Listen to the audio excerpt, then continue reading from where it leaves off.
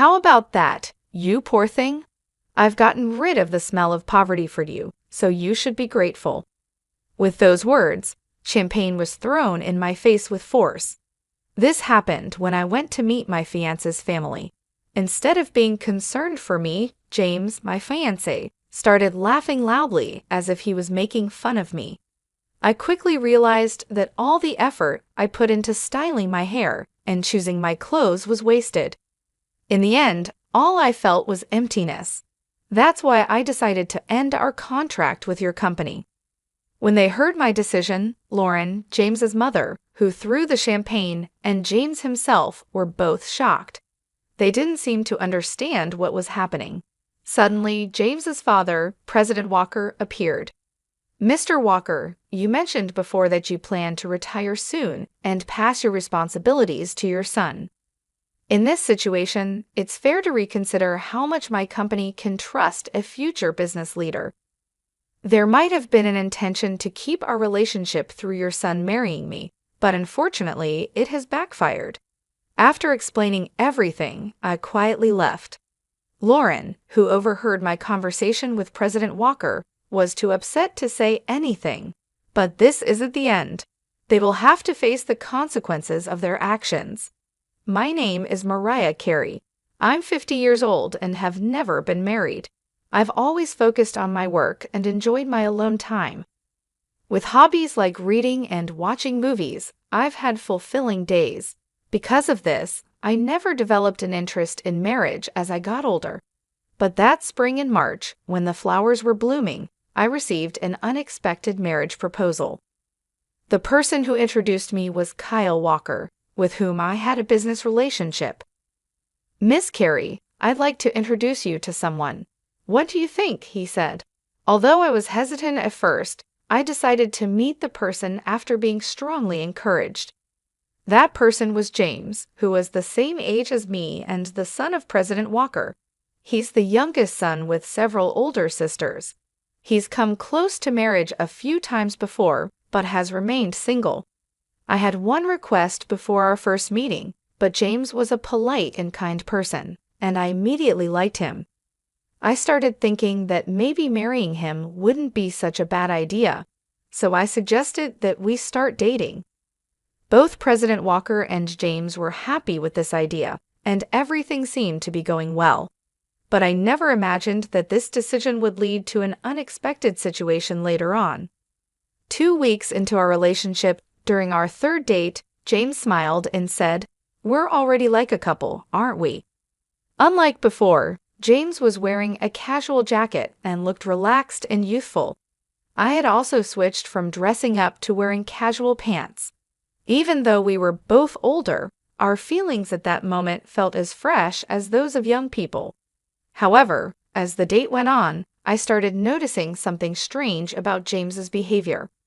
He often made comments that felt a bit insulting. For example, he took me to a slightly upscale restaurant and proudly said, "You don't usually get to come to a place like this, right? This must be special for you." I could only respond with a vague smile. In reality, this restaurant was one of my favorites, and I had just visited it with a friend 6 days ago. But I didn't want to embarrass him, so I didn't tell him the truth. A waiter I knew noticed my signal and played along, pretending not to recognize me. While we were sitting, I noticed the watch on James's wrist. It wasn't the best watch out there, but it was nice. I complimented him, saying, "That's a different watch from before. The color is lovely, and it suits you." Embarrassed, James took off the watch to show it to me, thinking I was really interested. Since I wasn't that interested in men's watches, I just looked at it briefly and gave it back. But he seemed to insist on giving it to me again, saying, "Feel free to take a closer look. It's not every day you see something this fancy, right? Don't be shy." My reaction wasn't just out of politeness, I simply wasn't that interested in the watch. Though I agreed to take a closer look when he insisted, I felt a bit confused. To me, a watch is just an accessory, and I think checking the time on a smartphone is enough. I had mentioned his watch casually, just like I might compliment a friend's new decorative item. Many of the older people I work with wear similar watches, so I actually see them quite often. Thank you for showing it to me, I said. It's nice to have something you like. James then slightly pouted and subtly started looking at my belongings. What caught his attention was a bag that I'm really fond of.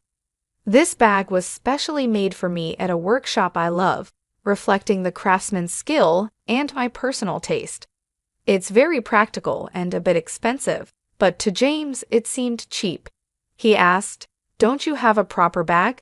I think you should have something more prestigious." The bag was custom-made at a German workshop and doesn't have a brand logo. In fact, the craftsman's logo is hidden at the bottom of the bag because I prefer simple designs. It's hard for someone who doesn't know much about women's bags to guess its value just by looking at it. But I couldn't help feeling puzzled by his constant superior attitude. Sometimes I brush it off, thinking he's just a sheltered person who doesn't know much about the world, but the uncomfortable feeling doesn't easily go away. At one point, I thought about reconsidering the idea of marriage, but since we had only met 2 times, it seemed too soon to decide on breaking up. So I decided to wait and see how things would go. Since then, we've continued dating. James does show some immaturity at times, but he's basically an honest person. He no longer acts in that unnatural way he did before. No one is perfect from the start. If you have patience and gradually find harmony, love will eventually grow. I heard an older female celebrity say this on a show I watched, and I found some truth in her words. The following week, we went to a famous hotel buffet for our 5th date. Strangely, James piled 4 or 6 servings of food onto his plate. I lightly commented, "Are you sure it's okay to take so much?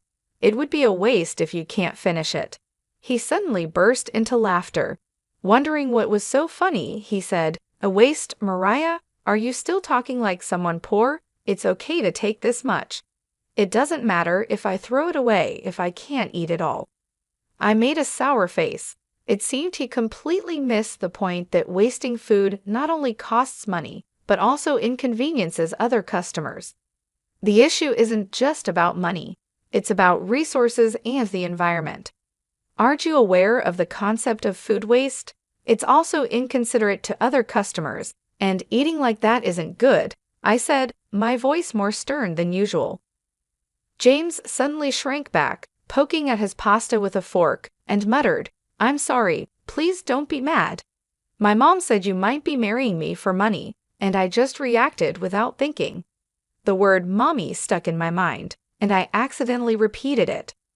Referring to one's mother as mommy at his age was unusual and hinted at something odd about his family. As the date was ending, with this uncomfortable feeling in my mind, James drove me home. When I was about to get out of the car, he grabbed my hand and said, "Miss Carey, even though I am who I am, would you marry me? Even if not right away, being engaged is fine. I can wait as long as it takes." I was surprised by James's sudden boldness, but soon I began to feel genuine happiness from his actions. Despite the concerns I had about James, his way of asking made me feel joyful. I thought that maybe the things he lacked could be improved after marriage, and I could help guide him into becoming a loving husband. 5 months had passed since we first met, and I felt it was the right time to move forward. Let's grow together by supporting each other. We both have flaws and differences, so let's talk a lot and work them out, I said with teary eyes, moved by emotion. However, the moment I agreed to the proposal, James showed troubling behavior again. He said with a smile, "Let's start preparing for married life. First, you should quit your job, take care of the home, and learn housework from my mom." My joy vanished, replaced by rising anger. I responded more strongly than usual. "Don't be so presumptuous. If that's your attitude, then marriage is out of the question. Goodbye." James was silent, stunned. In that moment, I got out of the car and went straight into my house. Even though I decided to distance myself, I reluctantly agreed to meet James after he sent me a message over the weekend, insisting on seeing me. The weekend came quickly, and when the day arrived, James was already waiting at our meeting spot. As I approached, James stood up quickly and apologized deeply. "I'm really sorry about last time. My friends told me to be firm, and I took it too seriously. They even scolded me for thinking it was okay to act like that," James said, his energy low, which started to melt away my anger. Not long ago, I felt like getting upset with him, but I eventually made peace with it. It's a bit disappointing, but James is dear to me. He's very straightforward, and sometimes it's hard for him to tell the difference between a joke and something serious. He's easily influenced and a bit indecisive, but I reminded myself that no one is perfect from the start. Make sure you keep this in mind. "We're getting engaged, after all," I said with a small smile. Hearing this, James looked up suddenly and brightened right away. After a month of a somewhat turbulent engagement period, it was finally time to meet each other's families and announce our marriage. The first visit was to James's family home. Although I had known President Walker for a long time, it was strictly professional, and this was my first time visiting his home, which made me nervous. James was his usual gentle and lovely self, but he seemed a bit off that morning. I thought maybe he was just nervous, but that wasn't the case. About my mom," he started, and I braced myself, thinking about the usual worries between a daughter-in-law and mother-in-law. But I trusted his mother, known to be a hard-working woman and the kind-hearted wife of President Walker. I hoped that if I spoke sincerely, she would understand me, but I was wrong. The moment I stepped into the room to greet them, liquid splashed onto my face. My eyes started to sting badly, and a strong irritation hit my nose, making me cough violently. I immediately panicked. "How about that, you poor thing? I got rid of the poor smell for you, so be thankful," I heard a mocking voice say. I was shocked by the bitter taste, smell, and heat. I realized the liquid in my mouth was champagne, but I couldn't understand why I was being treated like this. "Lauren, what are you doing?" President Walker exclaimed in shock. The situation became clear. James's mother, Lauren, who was supposed to be my future mother-in-law, had thrown champagne in my face. It seemed the mocking voice was also Lauren's.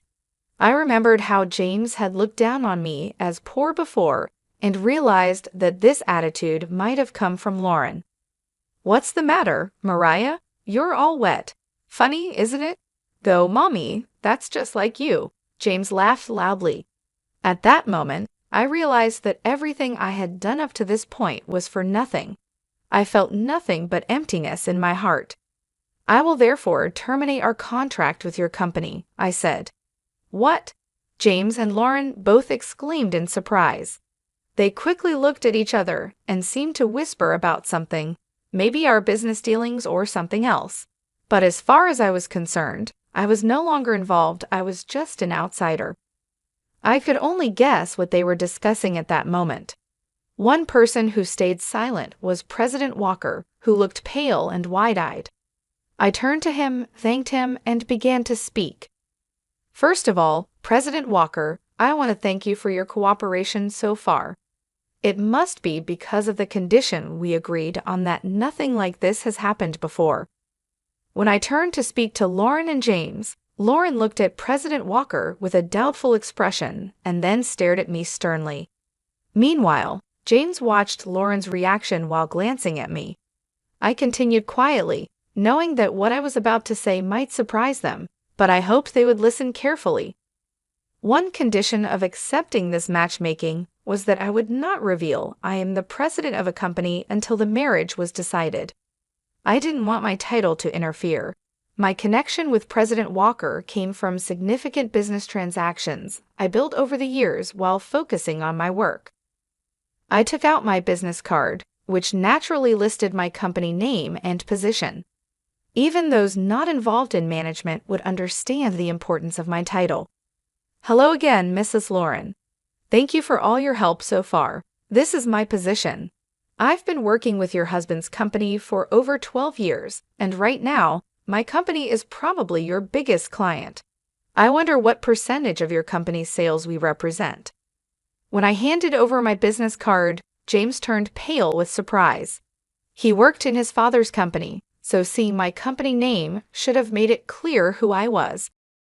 To President Walker, I was not just any business owner, I was the owner of one of his most important business partners. That's why I wanted my profession hidden at first, to truly see James's character when choosing a lifelong partner. I wanted to see the real person, not just a superficial act. I couldn't risk a fake attitude because it could affect the future of a parent's company. So I was introduced as just someone who met James through work. I even wore fake glasses and changed my makeup and hairstyle for our dates. Looking back, the disguise was just a temporary amusement and, in the end, a waste of time. I'm sorry, President Walker, but I have to decline this proposal. This isn't just about marriage. We also need to pause our transactions to reassess the situation, I said, then sat down to face President Walker. Afterward, I calmly explained the situation. President Walker turned even paler when he heard my words and stuttered. The transactions are affected? That can't be right. But his reaction seemed forced. I shook my head firmly, showing that my decision was final. But I wanted him to understand that my decision was not based on a fleeting emotion. I continued speaking calmly. President Walker, you mentioned before that you plan to retire soon and hand over your responsibilities to your son. In this situation, it's important to reconsider how reliable a future business partner can be. It seems there was an intention to keep our business relationship strong by having your son marry me, but unfortunately, that plan has backfired. Right after graduating from university, I started my own company with some friends. Over 22 years have passed since then, and I've been leading the business as its president the entire time. As I've mentioned several times, I've built a strong relationship with President Walker's company for more than a decade. My company, managed with a female perspective, has been recognized for its unique approach and has grown significantly recently. As a result, our business with President Walker's company has also increased. However, there have been internal discussions lately about whether we should switch to new business partners.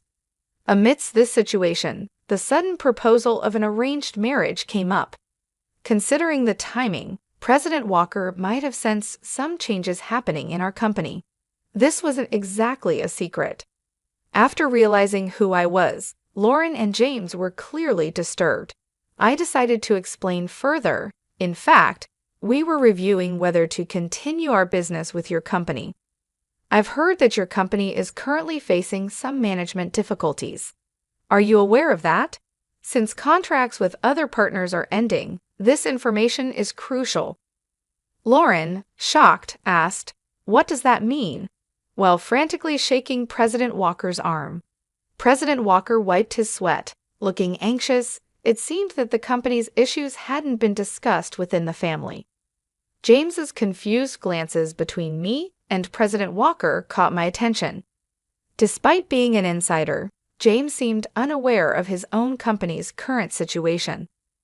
While thinking about this puzzling situation, I continued, "Given this, President Walker strongly suggested that I meet with you, James, leading us to this point.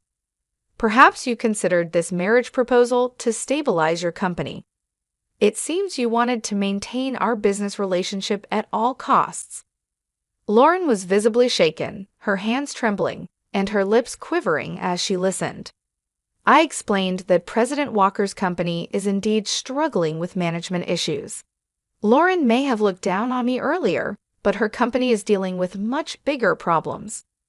Once known for quality and speed, President Walker's products have been overtaken by competitors' technology and no longer stand out.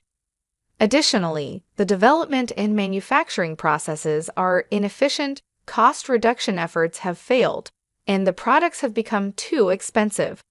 Moreover, the company places too much pressure on employees by modern labor standards, leading to shorter delivery times and further damaging the company's reputation. Working with a low-rated company like this can harm the reputation of its business partners as well. Even a company with a long history can struggle when it has outdated structures and a high turnover rate among young employees. As a result, President Walker's company's market share has been decreasing, and its performance continues to decline. In this situation, it was natural for us to look into working with other, more stable companies.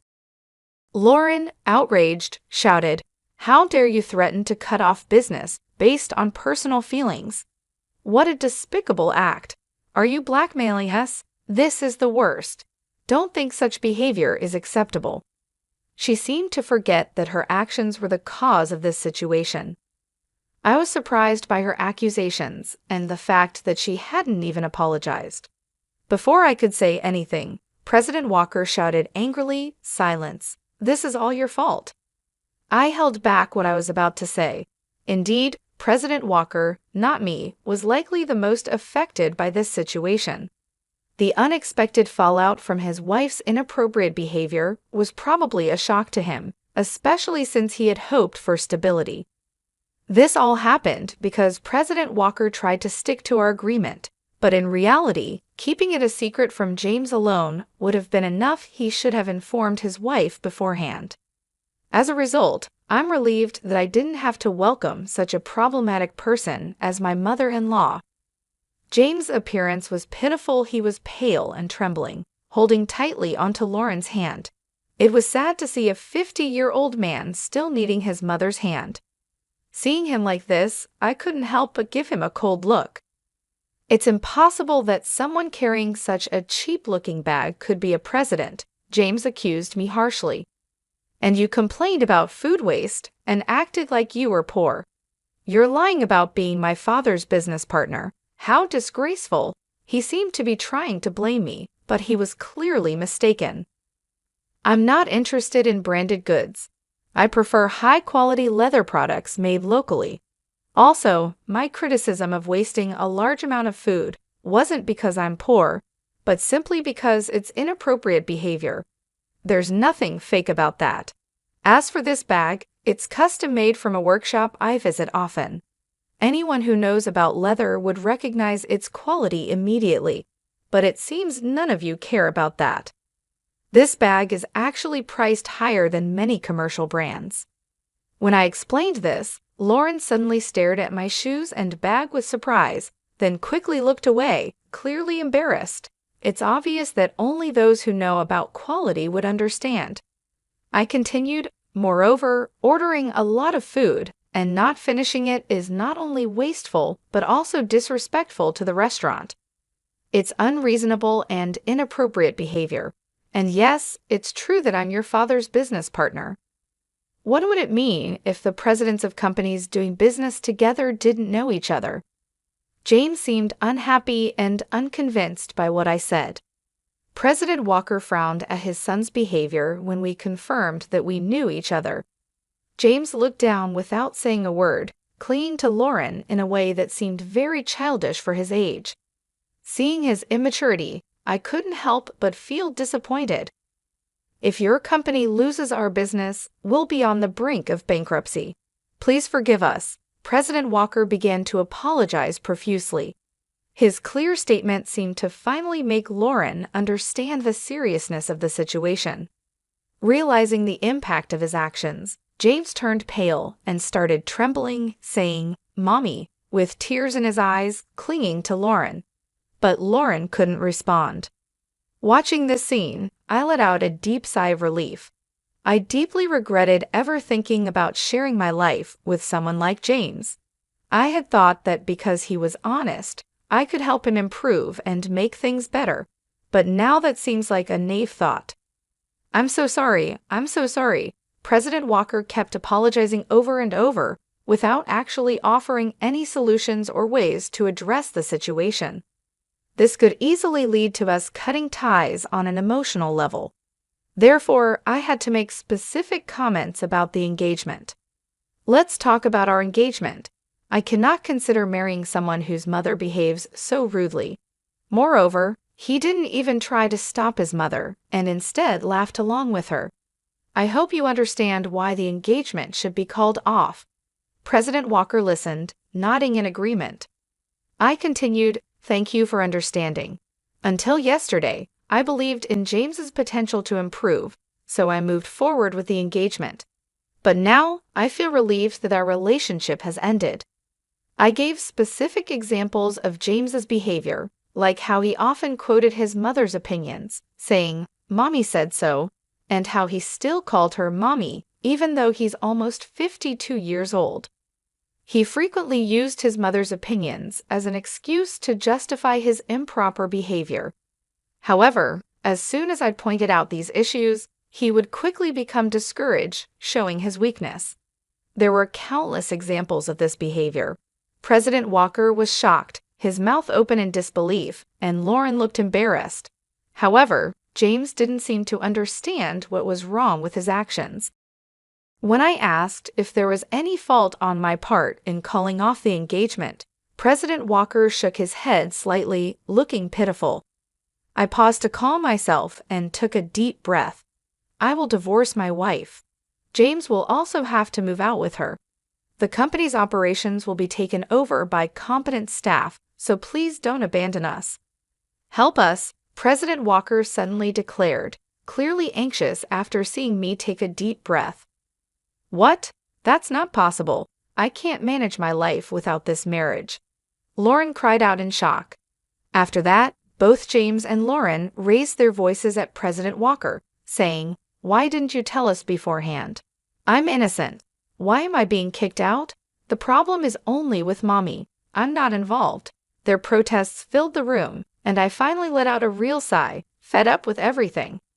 "Well, as you wish. Thank you for your time. I will take my leave now," I said to President Walker and quickly left. I needed to go home and take my high-quality clothes to the dry cleaners right away. Otherwise, the champagne stains would set and ruin them. James stopped protesting and wept, seemingly accepting the situation. Lauren tried to argue, but President Walker silenced her with a stern reprimand. However, she still seemed to grit her teeth in dissatisfaction, looking more determined than her son. 6 months after the unpleasant incident with the Walker family, as predicted, President Walker resigned from his position. It wasn't just a retirement. It was a resignation, taking responsibility for the company's poor performance. The main reason for the decline was the termination of the contract with my company. A former employee who took over as the new president conducted a full review of the operations. Moving away from family management was well received, and external evaluations of the company improved. He took the initiative to develop new products, and the results were starting to show.